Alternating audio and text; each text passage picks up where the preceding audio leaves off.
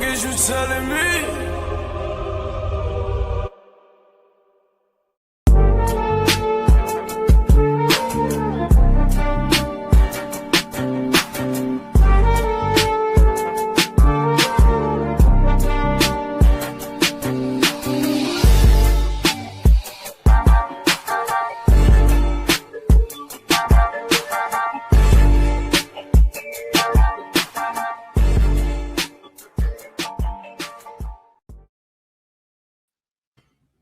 Yes, sir. Yes, sir. You tuned in to Throw the Hook Podcast, episode 21.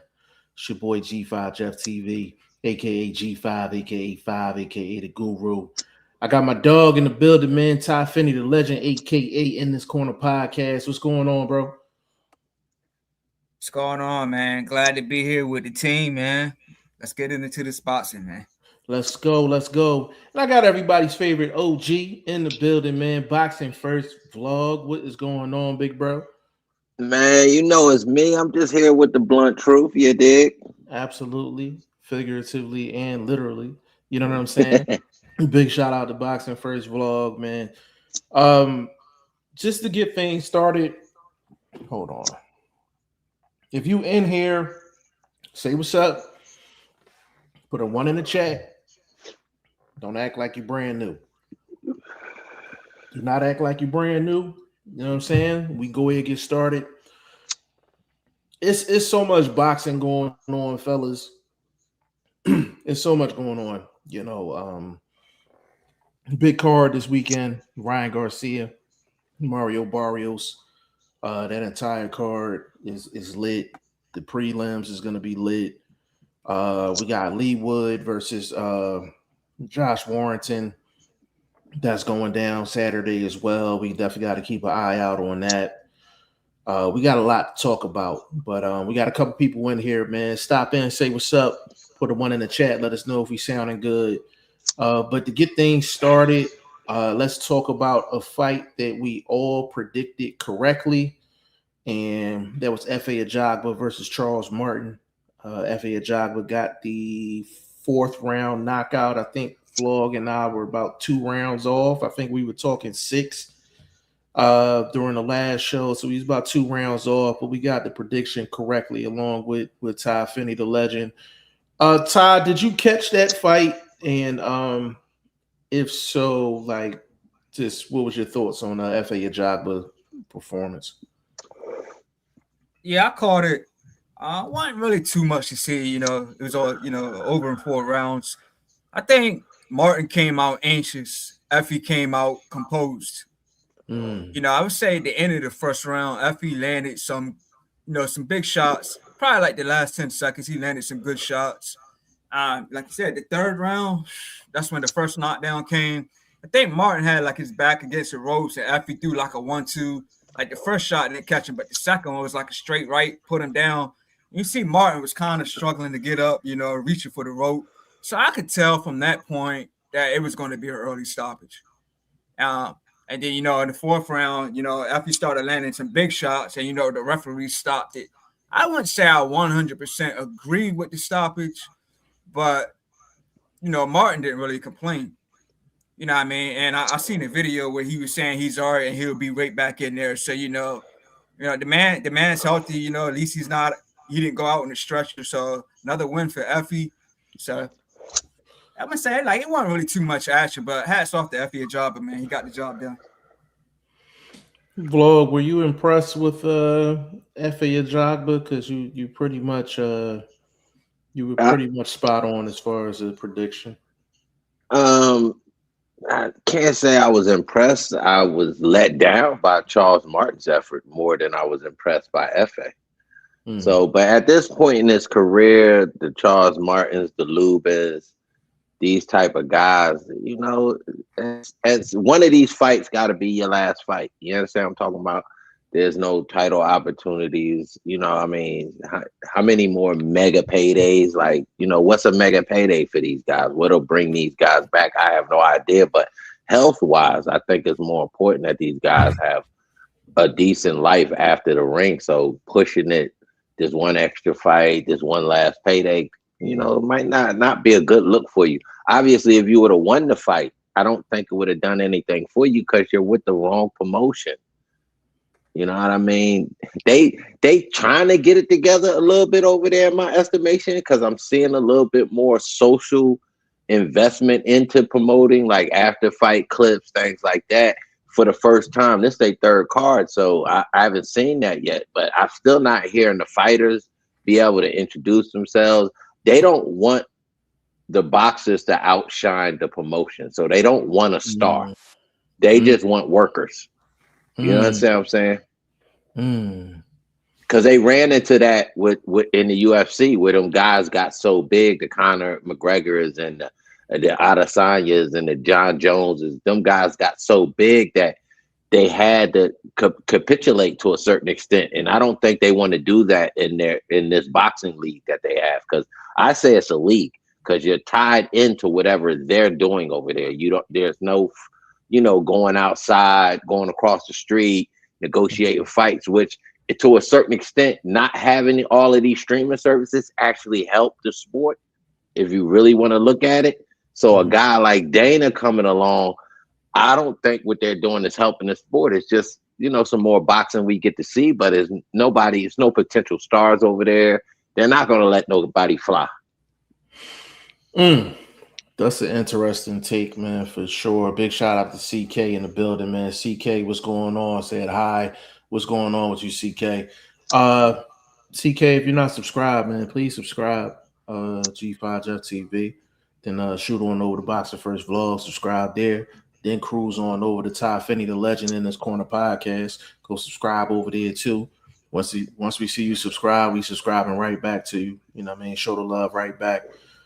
The fight with Ajagba and Charles Martin vlog, I was kind of leaning your way in terms of just being disappointed with Charles Martin, simply because it seemed like the punch resistance is kind of like gone at this point. Even the like what Ty Finney was saying, like, he was getting hit with some lighter shots and it was moving him back like several steps. Now, don't get me wrong, Efe Ajagba is a strong dude. Like, he's a powerful guy. But, the light shots he was taking about 3-4 steps back, and it was knocking him off balance even with the light shots. So, I mean, Efe Ajagba did okay in that fight, but I came out of that fight like, how many more fights does Charles Martin have left in the tank? Like, how many does he have in the tank? I don't know. I mean, with him saying that he can jump right back in there, I don't know. He might end up being. Now, this is bad. If you end up being a gatekeeper for a brand new league, that's bad. That's bad, bro. Yeah, that's really bad. Go ahead, Ty. Yeah, I want to add, like, I just watched like the highlights of the fight. I know it was only 4 rounds, but like Martin didn't have no intensity behind his punches, man. Like, he was going to the body and everything, but it looked like it was like pity pat shots. Like, and he didn't like. I don't know what his game plan was, man. But yeah. I was like I said, I was let down by Martin's performance too. I was let down. Yeah. Charles Martin looked like he was pushing a lot of his shots. Like, he wasn't putting no weight behind the shots. Like, he wasn't committing to them. Like, he wasn't committing to the work. But I think part of that is because he probably was conscious of Ajagba's power in that fight too. But I always felt like Martin was wasn't a solid puncher. I mean, like, throwing clean shots. Like, he got a high knockout ratio, but when you really watch him, he really don't commit to his shots. Like, Efe Ajagba, win or lose, he commits to his shots. Like, that's why I like Efe Ajagba. But yeah, you really got to question Charles Martin and like where does he go from here? You might see him on future Zuffa cards against some young guys that we never heard of that probably got nice records, and he might be a gatekeeper for Zuffa, which is crazy.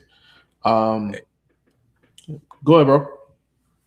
Yeah, I was gonna say at least I think it was against Ortiz. At least Martin didn't get hit so hard where he was just stuck looking at space. If y'all remember that. Yeah, He got right hard, man. He was just like, just stuck looking at space, man. That was so funny, bro.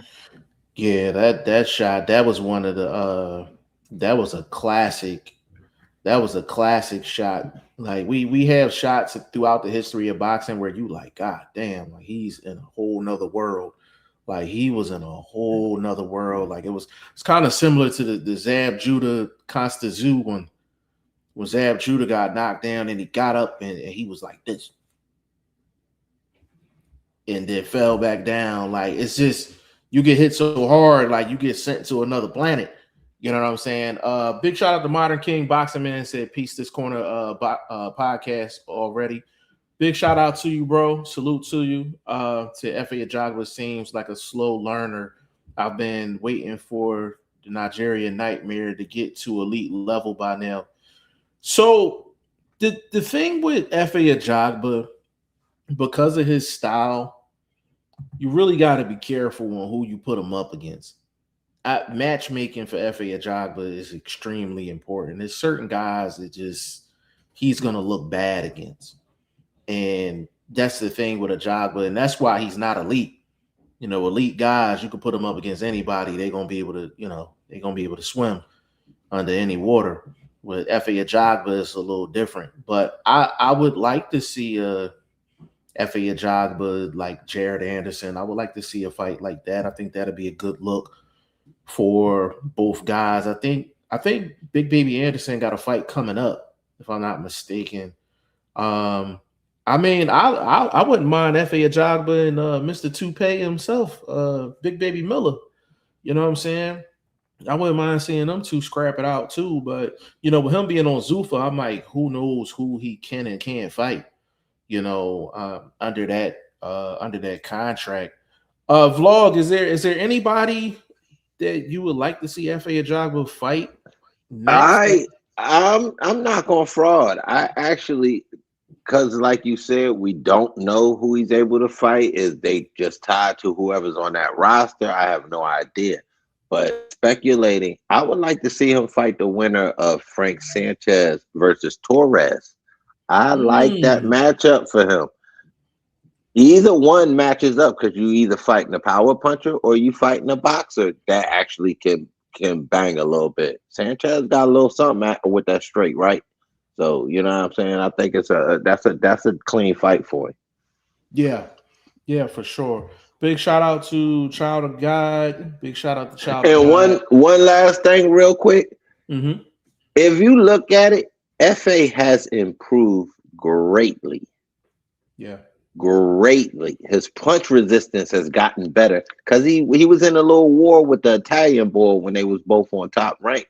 He was in a nice little scrap that got him right. You know what I mean? So his whiskers have been tested. You know what I mean? So I think he's improved his footwork slightly a little better. You know what I mean? I think he still got room. He's a guy that started late in the game. So, coming from another country, all of that. So I think, he's improving slightly and he looked all right to me. You know what I mean? But Martin looked worse. I like how you put that because I got out of that fight that, my question is like more so should Charles Martin retire versus what's next for F.A. Ajagba? Well, you ain't no retiring with that Zuffa contract. You got to fulfill them 4 or 5 fights that you agreed to, because obviously you going over there ain't no single fight situation. They're not doing that. Well, I know they're signing some people on to a lot of fights. I'm gonna keep that one to myself. But they giving out lifetime contracts over there at Zuffa, and I'm gonna leave it there. Bro, them 360 deals, bro. Man, the one contract I heard about that's a 720. That thing is crazy, absolutely crazy. But before we get off that topic, I just want to ask you guys one more question. After 3 Zuffa boxing shows, what would you grade the first 3 shows as far as like Zuffa is concerned? Just give it an A, a B, a C, a F. You're not impressed. Like, Ty, I'll go you first. What would you rate Zuffa Boxing after the first 3 shows? Well, let me ask you. So was the Valenzuela, was that on a Sunday too? Yes. So since these fights are on a Sunday, I kind of didn't like it. I mean, don't get me wrong. I still watch the FP fight and everything. So, but just I prefer Saturday. But the Saturn light, that was really the first one I seen. So I was cool with it. It was some good cards, you know. The Cold Man, I believe, was what dude got knocked out by the uppercut. So yeah, that was clean. Yeah, that was clean. That was clean. That was a bad shot too. So I mean, overall with the card I seen on Sunday, I was cool with it. You know what I mean? We got 2 stoppages. The setting looked nice, but like I can't really judge fully because I didn't see the first 2. But from what I seen on Sunday, I'm cool with it. All right, that's fair. Vlog, what you got for me? You asked for a letter grade. I didn't get a letter grade from Ty, so let me get a letter grade from you, my dude. Well, just from I guess from the FA show, Ty, what would you rate that one? No, just overall. No, he didn't see the other 2 though. He didn't see the other 2.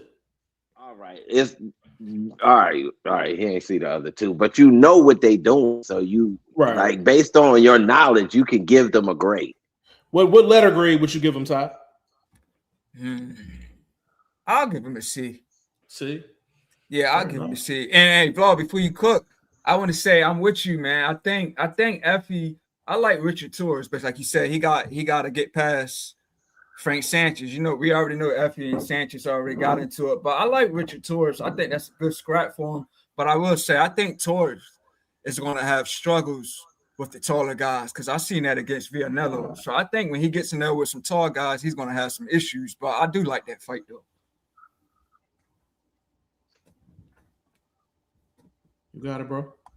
Okay, I ain't want to step on no fingers or toes. I give him a D minus.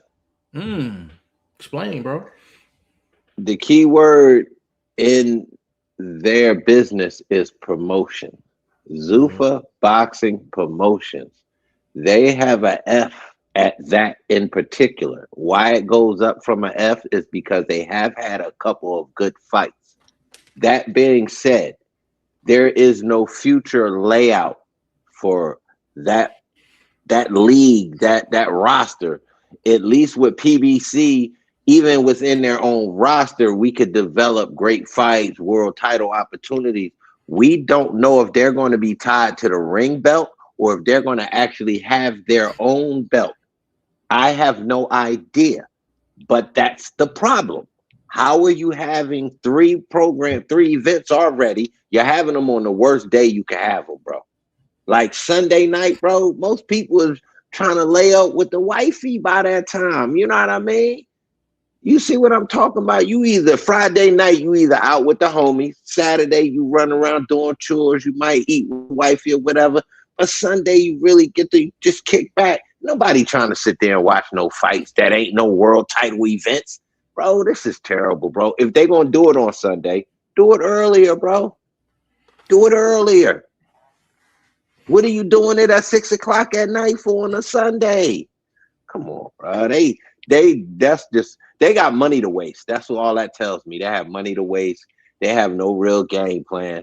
But if they do link up with Ring Magazine, at least it kind of opens up the playbook to a certain extent where you might be able to pitch 1 or 2 of these guys that they signed over there against some guys that used to be at Top Rank or whatever. You know what I mean? Because I've heard he's cooking up something with Turkey and them bozos from Ring Magazine. So, you know what I mean? Hopefully it can build up. But right now it's a D minus. Okay. Fair enough. As far as the Zuffa belt, from what I've been told, it is connected to the ring belt. So basically, if you have the Zuffa belt, it'll give you a pathway to a ring belt opportunity. So that's what I was told. So I think it's a little early in the game for that because they don't even have a full roster yet. But so T got a C grade. Vlog, you got a D minus. I'm gonna go C minus, but I'll explain why. So as far as the promotion is concerned, the actual like TV promotion, I'm not a big fan of them fighting at the Plex because it's times where it's like completely silent, and it kind of gives boxing during COVID vibes. You know what I'm saying? And you watching a fight and it's dead quiet. Now, the fan in me loves to hear the punches. I love to hear the punches, but it's nothing like hearing like a crowd reaction, crowd reaction to a shot. So I think them having it at the Plex, I think some cards are okay for the Plex, but they're going to have to expand their horizons and actually get into actual, places where they can put a good amount of people in there and it'll add to the actual atmosphere. So I'm not a huge fan of the Plex. Them goddamn uniforms. I can't stand them damn uniforms. Like, oh my God, I cannot stand them uniforms, man. Like, just you're taking away. Hey, they got them looking like prison fighters. Yeah, man. Like it's like it's crazy, man. Like them, I can't stand them uniforms. Them are state issued. You know what I'm saying? Like, come on, bro. Like, stop, bro. That's what I'm saying. I'm about to take that D minus back and just give them a straight F, bro. But like I said, it's been a couple good fights. You know what I mean? And I gotta give them credit for that. Yeah, and that's where my C minus comes in at, because for all of the things that I dislike, from the uniforms to them fighting at the Plex, there's little to no crowd engagement. Even after the fights, they're starting to do press conferences and stuff like that. I have seen them. Fighters are speaking, but they are exclusively to, I think, UFC.com. And no, they let Fight Hype holler at somebody recently backstage. I think it was FA. So I've seen some couple third party joints, but it's big ones like Fight Hype, and I think it's somebody else. Yeah, so it's probably very exclusive to maybe 10 or less media outlets. And that's new. And that's new, bro, within the last week. Like, literally. Yeah. I'm not surprised because of the experiences that I've had with current Zuffa fighters, them not being able to get on camera. So, it's definitely an adjustment. But with all that being said, they have had a couple of really good action fights. They've had a couple of highlight reel knockouts as well. That uppercut was nasty. On Sunday. That was a beautiful shot. Shot. Pronounce dude name. Triple dare you. You ain't even got to triple dare me, bro. I just lose. Straight up. But it was a beautiful shot. And anybody that's a fan of the show, big shout out to Shane. Shane and I, we got a thing where we talk about uppercuts and them being thrown the correct way from the outside and not being thrown from too far. He threw it at a perfect distance and threw it at the perfect time. Like, it was an uppercut, but that shit landed like a check hook. Like, that shot was super crazy, and it was like he just froze and just fell back. Like, that was a beautiful shot.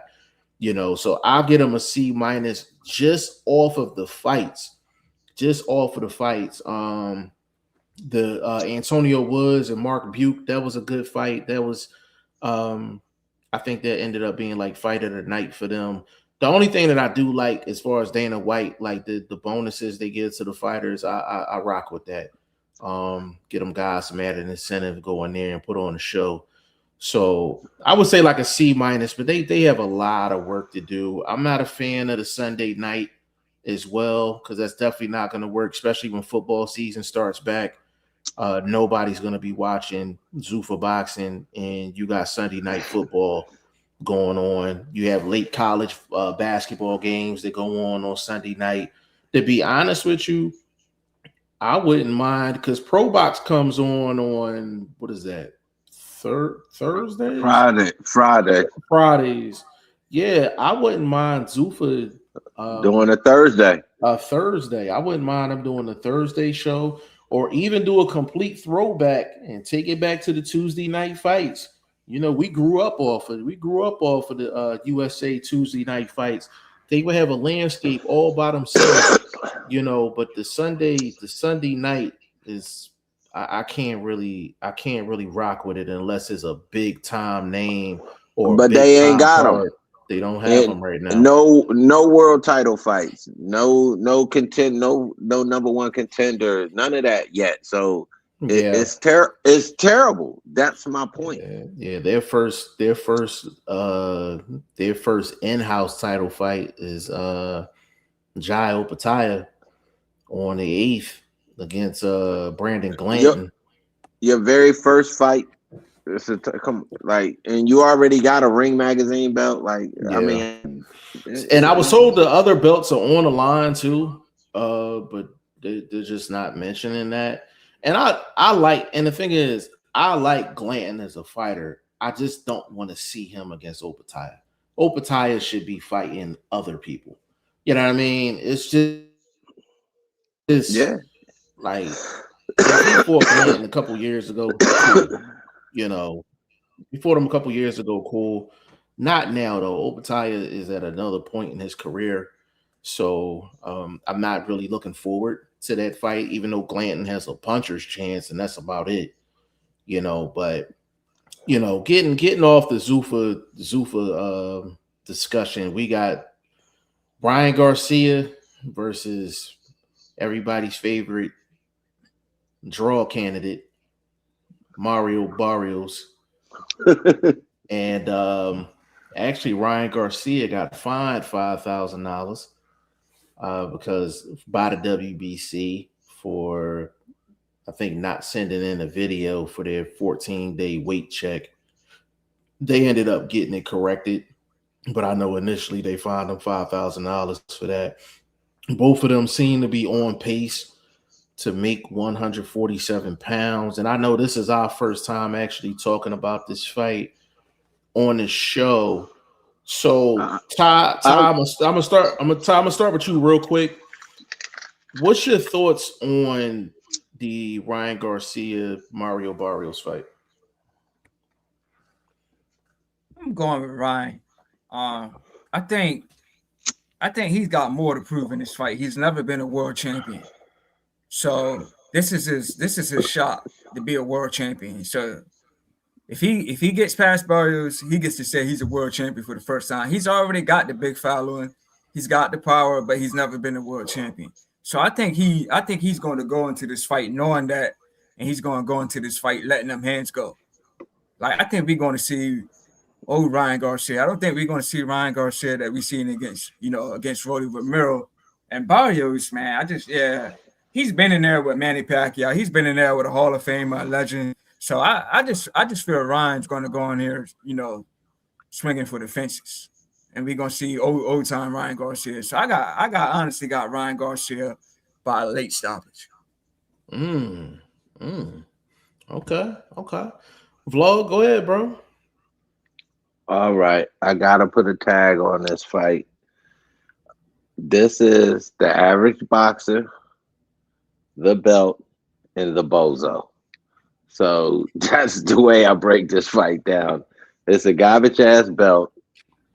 It's the juice bowl. It's boxing. You know what I mean, bro? Like, only thing I ask for this fight, if it's allowed, which I'm sure it is because of the way he's acting, he did not have this same smoke coming back off his little suspension and that little weak ass suspension. They should have gave him 5 years, in all honesty. They should have sat him down.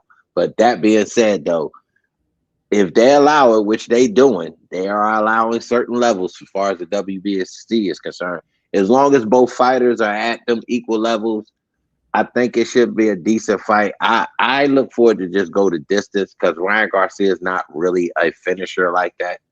He's finished all C level, D level competition. He hasn't stopped anybody at even B plus. So that being said, I say Barrios is C level at best B. You know what I mean? Minus if you want to be nice. You know what I mean? But I don't think he's gonna stop him because I think they both gonna have the same amount of space juice in their system. Barrios is being low key about it, which I respect him not even bringing it up, talking about it, because I do believe that's because he's using the same substances that are allowed. And it's already been stated that the WBC allows a certain amount of whatever they allow. I don't know. I don't have a list of it, but it's just what we know. Obviously, they do because they let old boy just fight for his belt and lose it, which he shouldn't have been in there in the first place. Because either he was fighting like he was coming down, or he was fighting like he was just going cold turkey. Because that was a terrible. Sebrio, Matisse. Oh, Matisse. Okay. Matisse. Yeah, he looked terrible. I'm telling you. So you could tell how Ryan Garcia is acting through this presser. The man is super juice, bro. He on that asteroid milkshake juice, bro. I'm just trying to. He too lively. You could just tell the differences. When was he acting like this on that fight build up for Rolly Romero? When was he talking and chirping and calling out all these and his dream fight and all of this? He juiced up, man. Come on, bro. Stop. They just controlled the levels now where he ain't as tweaky as he was doing the Haney build up and the Haney promotion. You know what I mean? They got the levels controlled. You know, science is you gotta work with it. You gotta test it out and you gotta adjust. So I think they adjusted the levels. As long as, like I said, my base point with this is if it's a fair amount for each fighter, I think Barrios can make it the distance. Who wins? I could care less, man. Fuck that garbage ass belt. What kind of drink was that again, bro? It was a what? Asteroid milkshake, bro. Yo, that is fucking hilarious, bro. That is hilarious. On the serious note, though, this fight for me is an interesting fight simply because you don't know what Ryan Garcia is going to show up.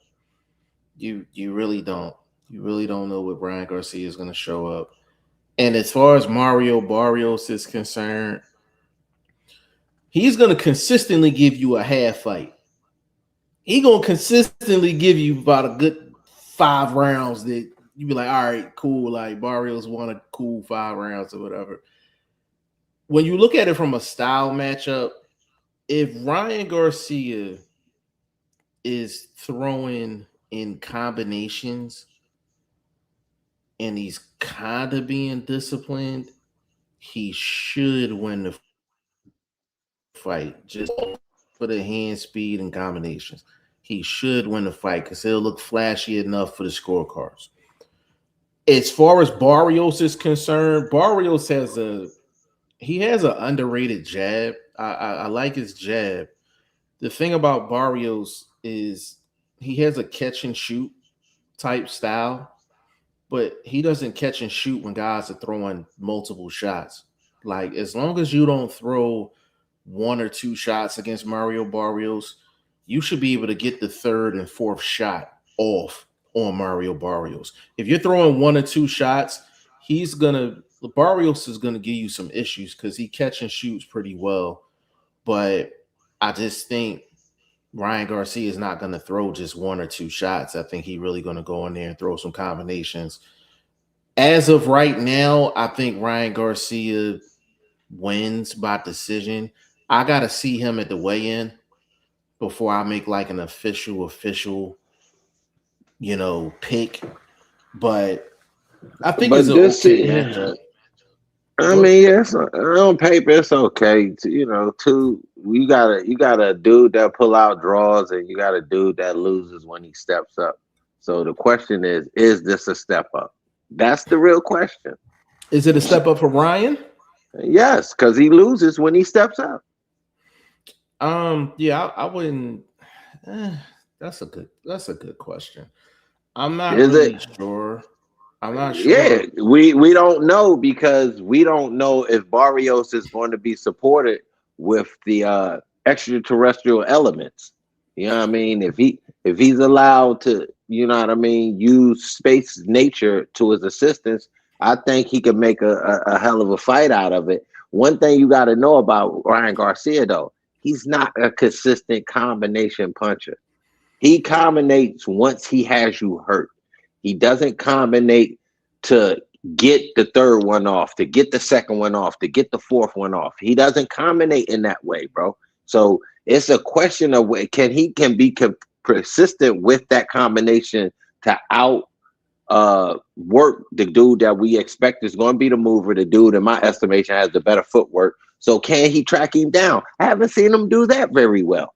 He hasn't fought a lot of dudes that box either. He had trouble really getting to Tank consistently. And when he did, he kept missing the same shot, that left hook. And Tank ain't a mover like that either. Tank positions himself to box.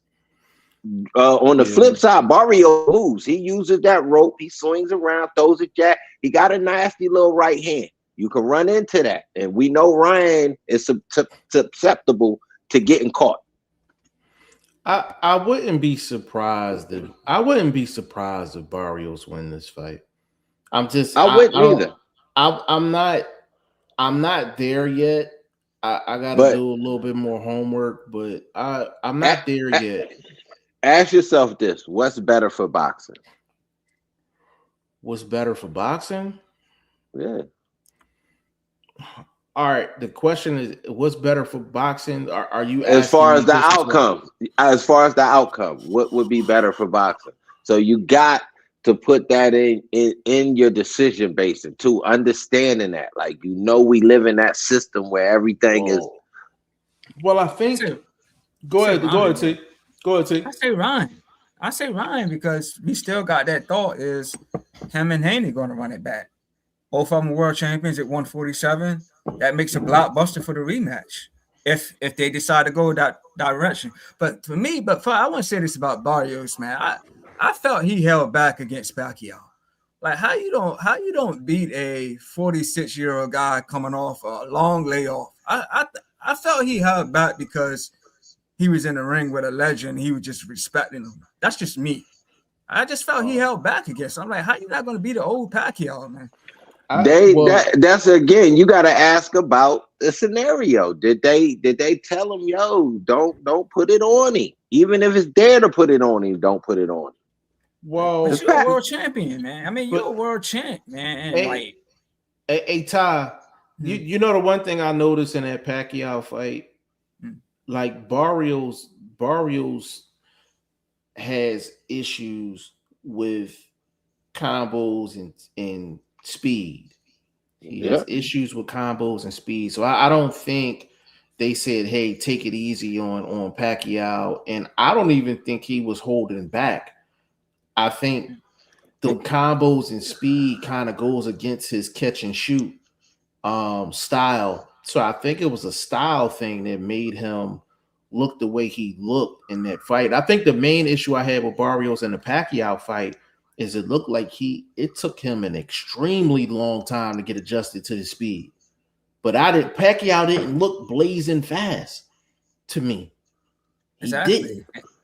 He didn't. And it seemed to me when he was coming in throwing his combos like Pacquiao does, it seemed like the crowd was just going crazy. But it wasn't really landing like effectively. Yeah. But I guess they were looking for that old Pacquiao and they were just going crazy when he was doing it. Yeah, that's a good point too, because everything Pacquiao was throwing, they was going crazy, and I'm like, what are y'all watching? You know what I mean? Like the reactions was crazy. Go ahead, Vlog. Oh no, I agree, man. It was just, again, that's what you want to avoid in this fight. You want to avoid Ryan having the fuel to be able to waylay, because that's what I call it when he does do it. He's a waylay guy. He's not really accurate with those type of combinations. He can get that left hook to the body off, and he can outspeed you with the left hook to the chin. But we've seen that against slower, less accomplished guys in the sport, less naturally talented guys. So this is a guy that can technically box at the basic level pretty good. At least we can give Barrios that compliment to say at the basic level, movement, your jab in a right hand, he can do that. So that automatically says, can he overcome the pressure? Can he pick his spots, get off? Don't let Ryan get ahead on the hyphy scorecards with the yelling from the crowd, because you know he's gonna have all his bots in the building, and it's gonna be crazy, man. So Barrios back against the wall, and don't give up half the fight, bro. You know what I mean? Like, try to take every round, even if you want to give it up because it's like, yo, I need this 2 minutes. At least act like you're trying to take it, and you might be able to get it on the judge's scorecard. It's gonna be a tricky fight. I think they're gonna want it a close fight just for the drama aspect of it. I think that it's not gonna be a runaway like that. You know what I mean? Yeah, I just, another thing that makes this fight intriguing, I haven't really heard anybody talk about it, is the fact that Barrios has Ryan Garcia's old trainer in his corner. How much of an impact do you think that is? I don't. Goosen is more of a coach him up type of guy. He's not a style trainer in my estimation. He's a guy that's, come through, making sure you're hitting the heavy bag, getting you some extra water, telling you tomorrow we're going to do road work. I don't think he's a true 1-2 guy like that. In my estimation, I haven't seen it. You know what I'm saying? I've heard him be around the sport, and he's been around some decent fighters, but I just haven't heard it from him in the corner. That's fair. Ty, you think that's going to be? You think that's going to play a big role in the fight with Barrios having Joe Goosen, Ryan Garcia's old trainer, in his corner? No, I don't really think that's going to be much of a factor. But I want to ask Flaw this though. Jeff, me and you talked about this off camera. I think we have talked about it on the show. Hey, Flaw, do you think that Ryan, when him looking as bad as he did against Rolly, do you think that had to do with the fight being outside, pulling up in the cars? Like, since this is going to be in the venue, do you think he's going to come out pumped, amped up, the Ryan that we normally see? Bro, that fight was under the lights, so he didn't have his support, bro. You know what I mean? The Needle Brigade wasn't able to follow him. You know what I mean? So it just didn't work out for him. And I'm trying to tell you, even if you look at the Haney situation, his effort and energy to actually finish was not there. Did he get them knockdowns? Yes, he did. He never had the extra effort and energy or boxing knowledge to actually get the stoppage. You got to pay attention to that fight, bro. That's when we know he was on the same stuff we believe he's on right now. So as I'm saying that, you got to pay attention. Did he actually go for the kill? Was he actually able to finish him? And Haney was a little... he was a little situated there. He had to come back, get back in his lane. He was in the other lane a couple times, a little bit there. But your boy could not make him crash the car. Pay attention to that. We got to pay attention to that, bro. So I don't know if he can get the stoppage in this fight, and I don't know if he can keep his foot on the gas pedal. Yeah, it's going to be interesting that's one of the more intriguing fights because it's like it's two unknowns. Like Mario Barrios like I haven't seen him put a whole game tape together, where he looked solid throughout the entire fight. When he fought Manny, he didn't put a whole tape together. He fought No, he looked good against Ugas. That was a shutout. he beat Ugas. Ugas was toast. He Though. looked. Ugas was toast though. I mean, we got to still give him credit though. No, That's I'll what give I'm it to talking him. about. I'll give it to him. His last two though, he ain't put together a good enough tape. No doubt about that's all that we can go on. But at the same time, we can't forget what we do know has been there: the ability to box. He looked good against Tank. He definitely won significant rounds until the stoppage, and he got stopped on his feet. Well, here's the thing though. If you look at the Ugas fight and you look at the Tank fight, neither guy really throws in high combinations. When it's single two shot punchers, Barrios gonna do well. He's gonna do well because he catch and shoot, and he got a nice little counter right hand.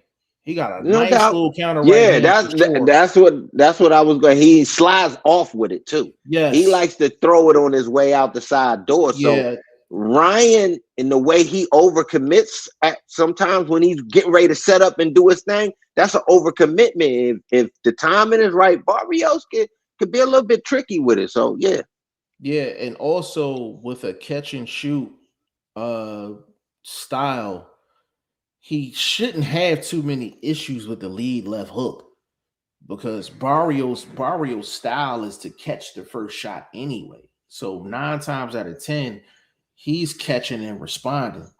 And if he is initiating offense, he's throwing that side. He got a solid jab too. He got a solid jab. For as many shots as I take at Barrios for having his draws and all that, like he has a solid base. He has a solid jab, solid counter puncher. And his defense is, as long as a guy don't have like blazing speed with the combinations, like he pretty much holds his own offensively. I mean defensively. So he's a solid fighter. And we not saying this either. He's actually the bigger guy. So if you want that left hook, it's coming uphill. Yeah, he's the bigger guy. Been at 47 longer. Yeah. It's going to be an interesting fight for sure. Now, as far as Goosen is concerned, the old Goosen was an intellectual in the corner. Like he'd be kicking that shit in the corner. The old Goosen. I would say probably over the last couple years, Goosen has kind of been taking on kind of like the brawler type fighter. Where he's, like you said, Vlog, like he's kind of giving the motivational speeches and things like that. So I haven't really heard him kick that knowledge in the corner. Now, as far as him, that being a factor in this fight, I don't think it's going to be a factor in the fight because Ryan Garcia is so much of a wild card. I don't think Ryan Garcia knows what Ryan Garcia going to do. No, we got to be honest. Ryan Garcia is a Reynoso guy. They concentrate on they left hooks. They Canelo, Valdez, Garcia, couple of them other dudes that they had over there. They some heavy left hook guys. They have that certain try to get the body shot off sort of mindset, like working downstairs. Ryan did that early. He hasn't done that.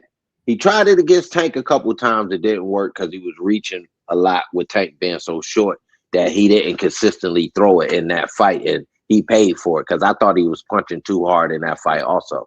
So, yeah, I mean, he's another guy. He can't control whether it's hard, soft, intermediate. Is it a feint? Like he's out of control. Like you said, we don't know what we're going to get. But style-wise, I don't think Goosen did anything to say, okay, I'm giving you this now, so something in your toolbox. I think he just worked with him for what he had, and it was short term. It was like 3 fights at best. Yeah, it wasn't too long, and it was earlier in his career too. Yeah, he worked with Ryan, and Ryan. If you really look at Ryan offensively, like. People think when guys have speed like they have an identity. Like you can have like quick hand speed and not have an identity offensively. A lot of times, them dudes they'll waste shots. They'll just throw a bunch of shit. And like when you think about it, Ryan Garcia offensively, outside of the lead left hook, like what identity does he have offensively?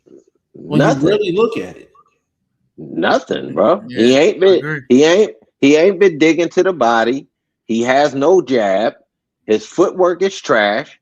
He is just somebody that's in position to be the Latino king of boxing, to be that face. Teofimo had it for a little bit from the eastern side. Ryan has been more of a Western LA, Vegas type of dude, and he's been able to hold it down. Well, right now with Canelo falling off, he's at the end of the ladder, get ready to step off the ladder. They gotta have a guy. It's gotta be Ryan. And they gotta let him be juiced to be that guy that people can cheer for. If you listen to the crowd in the Rolly Ryan fight, man, that shit was snoozer. It was a snoozer fest, bro. Wasn't nobody in there. There. That was a private event for the rich. Like, you know what I'm saying? That was a private event for the rich. Because everybody knew he wasn't gonna be shit, bro, because he was off the juice. I think I'm not gonna give my official prediction until after the weigh-in. Like once I see the way, I know what I'm gonna get with Barrios. Like Ryan Garcia is the one that I want to see at the weigh-in. Like that's the one that I want to see, and then I'll be able to give a prediction, an official prediction on that fight. But I'm actually more excited about these undercard fights as well. I think the one that I'm excited about the most is Richardson Hitchens versus Duarte. I think that's going to be a really, really good fight. This is a classic boxer versus puncher matchup, and you've gotten some of the best fights in history that has been the boxer versus the puncher. So I'm really excited about this matchup. Of Vlog, what do you think about Hitchens and Duarte? I like the fight. Is at some point these young boys is going to have to really put their iron up against some proven iron and respected iron. And here we got another fight like that. But what I wanted, and I asked you off camera, but I'm gonna ask it in front of everybody right now. I need Ty's estimation on this. Is this the same level as Shushu versus Castro, or is this a harder test as far as Duarte and Hitchens? Ty, you want me to go first on this, or you wanna cook up first on that? I think Shushu and Castro is definitely would be more entertaining than this one. To me, this fight, I think Hitchens wins this.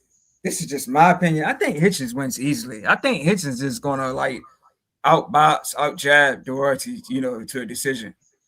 I think Duarte is gonna like you said, this is a boxer puncher. I think Duarte is gonna try to land big shots, but Hitchens is gonna be too quick on his feet, and he's not gonna be able to catch Hitchens. So I think this is easy work for Hitchens. I see Hitchens outboxing him like easily.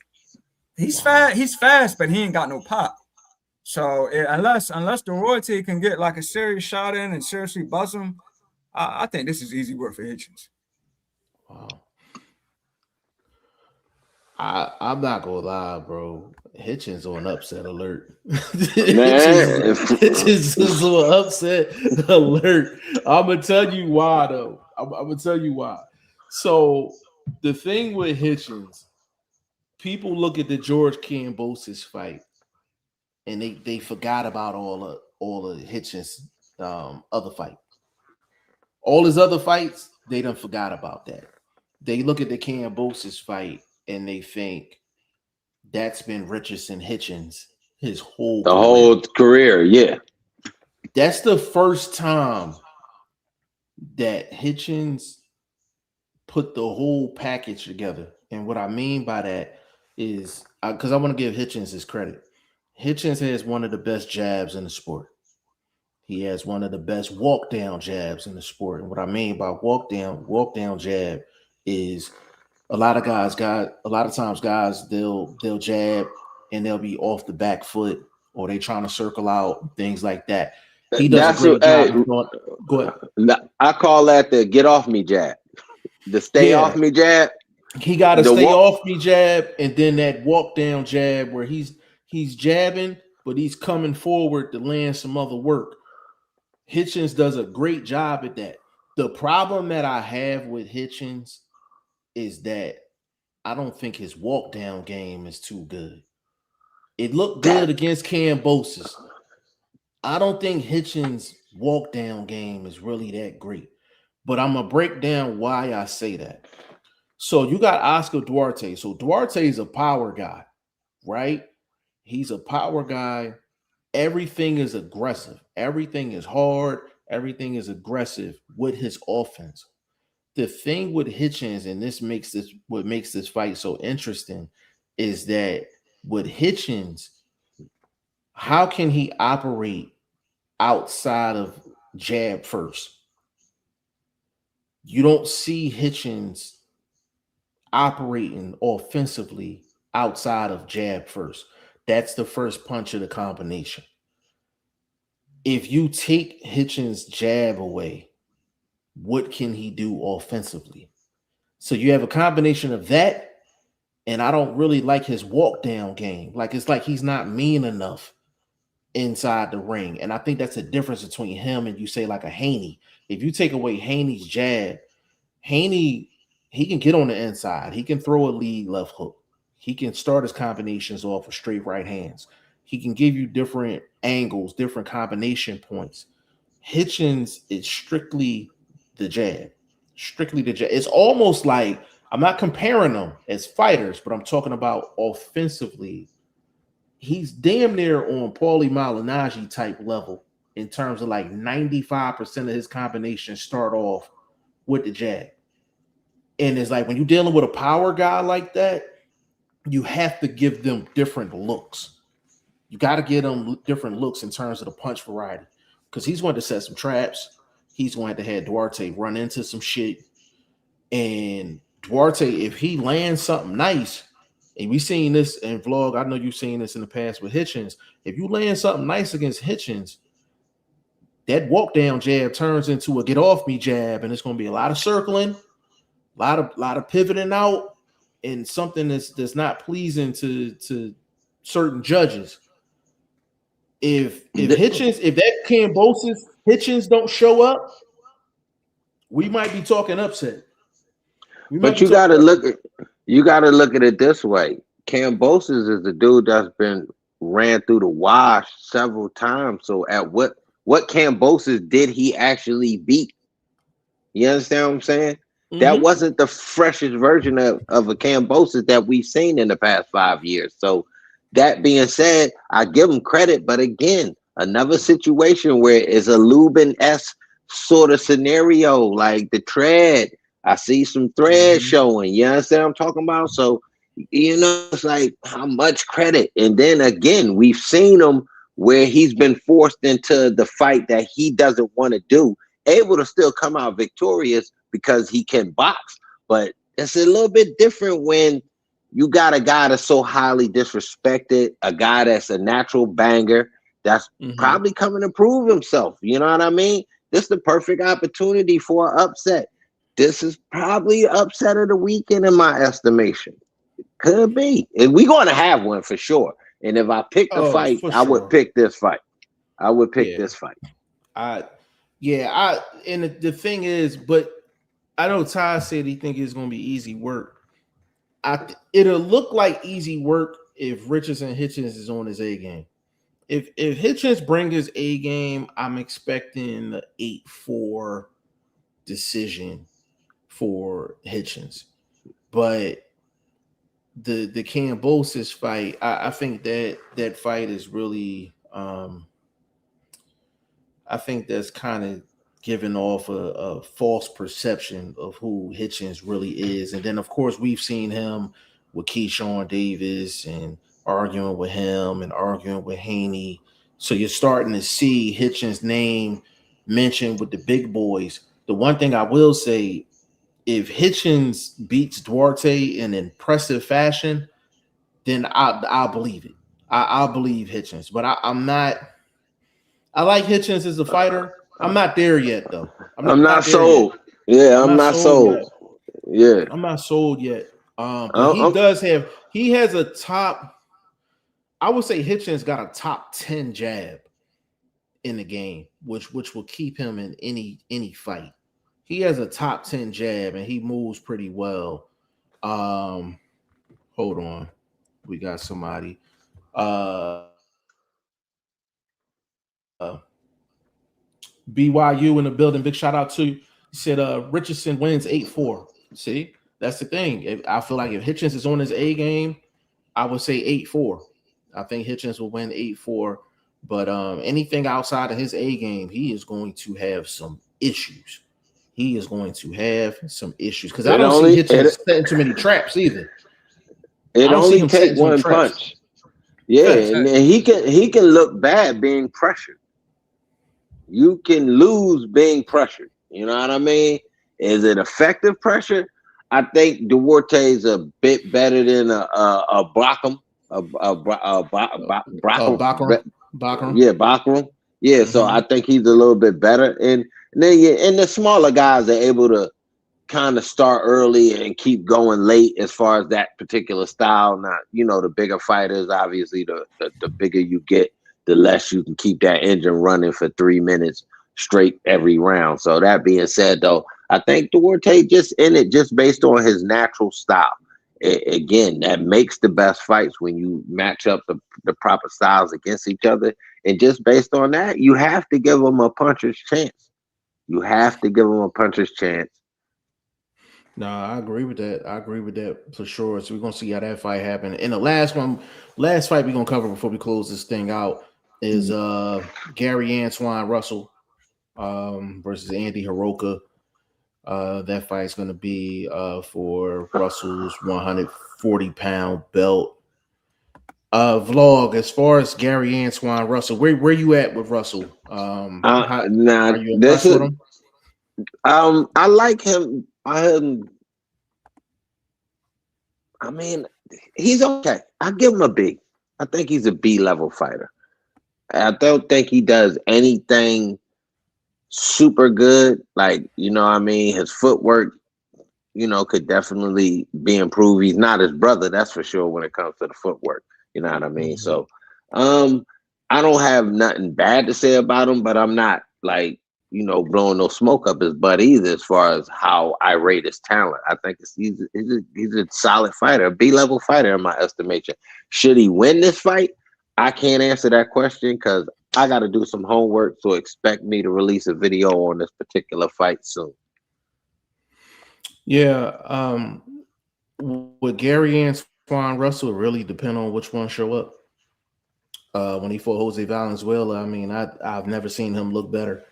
He was very impressive in that fight. And Jose Valenzuela in that fight, he tried multiple things. And Gary Antoine Russell kept switching it up offensively. And Valenzuela he got them paws put on him. You know what I'm saying? But when he fought Alberto Puello, he looked completely different. Puello had him running into a lot of shit. Had him running into a lot of shots. And Gary Antoine Russell, I think I'm waiting for him to turn the corner. So if I can get Jose Valenzuela type Gary Russell in this fight, then I feel like he's officially announced himself at 140 pounds, because 140 pounds is some deep waters. And if you put him up against a Hitchens, I think Hitchens gives him trouble. You put him up against a Shakur, of course Shakur gives him trouble. You got guys at 135, they might be coming up to 140 trying to see Gary Antoine Russell. So 140 is a deep division right now, really deep division, and it's a little pressure on Russell to perform. Because if he puts out a stinker, Go ahead. You think that's a nice little get the winner of that fight? T.O. get that? Good question. Good question. Good question. I don't know if you think T.O. would take a Gary Antoine Russell right now after that beatdown? I don't think so. I don't think so either, bro. But they don't do the same things. And that's the type of style that T.O. can beat. He could pot shot, move. You know what I mean? He don't have to throw a lot of combinations to beat Russell because, like we just mentioned, Russ going to run into something. Russ is going to be the pressure guy in that fight. So I think that's a fight T.O. probably could have some success. I'm not saying he can win. I just think that's based on styles. Russ being the come forward guy, not your traditional boxer. That's T.O. being more the traditional boxer. That's a decent style matchup. Not saying Russ going to win this fight because we don't know that. But just saying if Russ won, I think that'd be a nice comeback fight. Big fight too. That's got to be a decent little money fight. That's fair. Well, if Hiroka gets the upset, yeah, I'm just saying. I'm just speaking. Taking that. Oh yeah. Oh yeah, but I'm just speaking hypothetically as far as like if it was with even Russ being, I think it'd be a good little fight comeback and a possible win for him too. You know who I would want to see Gary Antoine Russell fight if he wins? Raymond Morataya if he comes up to 40. I think that'd be a great matchup. Yeah, I like that. Similar style wise too. Yeah, that'd be a great matchup because that's gonna be head to head. That's gonna be head. That's gonna be a phone booth fight for sure. Because it's like, can Morataya, what he did to Andy Cruz, can he do the same thing to Gary Antoine Russell? Yes. Who gonna go backwards? Who's gonna go backwards? Who's gonna go backwards? And I think probably the winner of that fight is probably the person that set the most traps. And that's a hard thing to do with an aggressive fighter, is to ask them to set traps. That's a very difficult thing for an aggressive fighter to do. And that would be so it's a lot of food on the table for Gary Antoine Russell at 140 if he can get the dub on this. You know, another fight on this card, bro, before we roll, Amari Jones. Amari Jones is on the card as well. I think he's gonna be on the prelims. You know who he fighting? Who? Luis Cuba Arias. Throwback flow. He was on Mayweather Promotions for a minute. Okay. He fighting. Yeah. He fight one of them dudes they done pulled off the shelf and blew some dust off of him. Listen, Cuba Arias hasn't been in there. I don't think he's been in the ring in a minute. If he's been in the ring, he's only had like one fight in the last like year or two. Like he's been out for a while. But Amari Jones, he just hit the rankings. I think he's like ranked number 6 right now. So I was expecting for him to get, a fight because he just got in the rankings. So Amari Jones is going to be on the card as well. Arias ain't nothing to sleep on. He just ain't been in the ring in a minute. So it's going to be kind of interesting to see if he can get some rounds out of Cuba Arias. They trying to give him at least somewhat recognizable name. You know what I mean? Yeah. So it's gonna be an interesting card, man. But we're gonna close this thing out, man. Hour 10 minutes strong. And listen, we only gave y'all the tip of the iceberg, man. Like we didn't even get into Leewood and Warrington.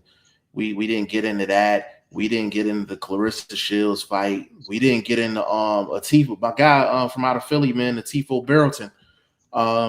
He gonna be on the co-main event on that card. That's a big look for Atif, because he just signed with Salita. I think he signed with Salita As soon as they signed him, got him right into a big fight.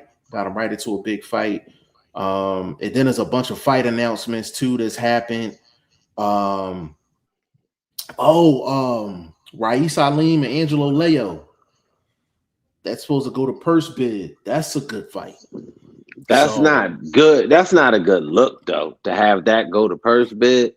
That means neither one of them dudes got no steam on their name. Yo, let me take that back. It did go to purse bid, and your boy won the purse bid. Jake Paul. I saw this announcement too. I think it's a very bad matchup. Terrell Goucher against Yolo Hernandez. Oh my God, bro! Upcoming power puncher. Against who? Against Yolo Hernandez against Terrell Goucher. Like that is terrible. Like, he's still coming up, but like what he did to Kai Davis was like bad. I think he's got real pop, and I just think that's a bad matchup. Yeah, Goucher is. I mean, he ain't straight. He ain't washed yet, but his step ups, he's never been able to, you know what I mean, really make an impact. So this could be. He never capitalizes on the big fights, man. He just never does. Yeah, I like Terrell Goucher gives me a headache, bro. He gives me I need a couple of aspirins. Yeah, bro. Around with Terrell Goucher. He one of them dudes. He looks good against them C-level, you know what I mean, D-level guys. But when you put him in there against a B or A-level guy, he looks like he's the D-level guy. Even a C+ guy. Goucher is probably gonna. Like, he never mashes on the gas, man. Like that's the thing that pisses me off the most. Do he owe them some fights or something? Why is they still putting him on these fight cards, bro? Do he owe PBC some fights or something? You know what? Hey, bro, like realistically, like he was a part of that Olympic team, like that, like him, like when they had him on the roster, I'm talking about Terrell Goucher, like Erislandy Lara, because you know what Erislandy Lara, like his original PBC contract, he was guaranteed either main event or co-main event billing, and he was making like either close to an M or like an M a fight. Like it was crazy. Like I think with them old PBC deals, I think he was guaranteeing them like main event, co-main event billing, but they were like guys that had like the Olympic backgrounds. But Terrell Goucher has been on too many main event, co-main event billings. Like he's borderline on Jalen Love status right now. Yep. That's where Goucher is right now. Borderline Jalen Love. He's a step up from the Lubins and them type of guys that kind of don't show the wear and tear, but it's there. You know what I mean? Yeah. He's 38 too, man. He's fighting this guy. I just like I said, damn, I just think he's 38. He's 38. I'm looking at now. He's Damn. 38. So I think he's getting smoked, man. Wow. I didn't know Goucher was 38. Yeah, he looked good. I mean, he's staying in shape. Sure. He stay in the gym, no doubt about it. You know what I mean? But you're not turning that over in the ring. I seen him look good. Like I think last year he had a fight last year. And he actually handled his business. But if you got to look at the competition, it wasn't a contender, wasn't a prospect. It was just a guy he was supposed to beat. Damn, I did not know he was 38 years old, bro. That's crazy. That is absolutely crazy, bro. But we gonna close this thing out, man. Like we gonna be back Thursday. We're gonna do a show on Thursday. Hey, vlog, you what you doing Saturday? Man, I got to work. I'm pulling a 7-day week this week, but I'm definitely gonna be checking out one of these fights. So pick one, we could try to sit down and do something. Yeah, because I'm thinking I don't know if I want to. That'll be a good day. That'll be a good day to do the one thing we was talking about from earlier. Yeah, when what day you talking? Saturday to just Saturday? Oh yeah, do we can do one. that. Yeah, Yeah, we do can do one of that. the fights and then Yeah. do the. You know what I mean? Oh yeah, we can do that. That's for sure. Cause I'm like I'm actually off. I'm like I can actually do a live like we did Yeah, but like we we did switch it up. like Just switch it. Like grab one of the fights and do it the other way, and then you know do the live for like the main event or something. yeah, I was getting ready to say I'm like, do I just want to do a live for the main event? Yeah, do a live for, then we'll do an undercard fight the other way. All right. That'll work. That'll work. Hey Ty, man, give me your social media and all that good stuff, brother. Yeah, Facebook, Todd Finney, podcast in this corner. Like I said, just did an interview. You know what I mean? Sugar She, he'll be out there fighting. Same day, Barrios, Ryan's doing the fight, out there, Maryland Live, Jetta card. So, we got that to look forward to. So a lot of action on Saturday, man. But yeah, I'm on Instagram, the Legend3347. Like I said, man, I'm always here to talk boxing. Like, stay tuned for more interviews for sure. Hey Ty, real quick. Is the weigh-ins for Jetta Promotions is it open to the public? Yeah, I think it's definitely open to the public. Yes. I might have Yep. to. Okay. All right, we'll Yeah. talk off camera. And everybody favorite OG, man, Boxing First Vlog, man. Give them your social media, man. Let them know what you got going on, bro. Bro, I'm banging out these fight previews and predictions. I got a couple up on the channel, posting them this week. Check for that. I'm gonna do a few more fights. Obviously, we talked about Andy and we talked about Gary fight. So expect more preview and predictions coming up on the channel. And tap in with me. I'm on Instagram, Boxing First, the #1 vlog. Check me out on Threads, posting them crazy comments and being, the blunt truth with it. So follow me, man. And I'm gonna try to get up on Snapchat here soon. So different work on all different platforms. So support your boy. Appreciate you. Absolutely. And I'm all over the place, man. Instagram, TikTok, Facebook, YouTube, X, everything G5 Jeff TV. Just giving out a disclaimer. You're gonna get a lot of videos from me this week. A lot between the YouTube shorts and the regular videos is so much to cover in the sport of boxing. So I'm gonna definitely be in the lab tonight, tomorrow, and Thursday. So expect, to be honest with you, but between now and probably Saturday, probably expect a good 10 to 15 shorts and probably about a good 10 regular videos from me over the next couple of days. Vlog and I have a couple of combo videos is going to be coming out covering some of these fights that are coming up, kind of do a combo breakdown and prediction videos where we're going to get really in depth on these fights and kind of a throwback. We used to do this before with Shane, but we're going to kind of reenact these videos. So expect Vlog and I to have a couple combo videos that we going to drop, and they're going to be long videos too. They're going to be long videos too. So if you want to hear that breakdown of fights and from the technical standpoint, from all angles, these are the videos that you're going to want to watch. They're going to be in great detail. So definitely look forward to that.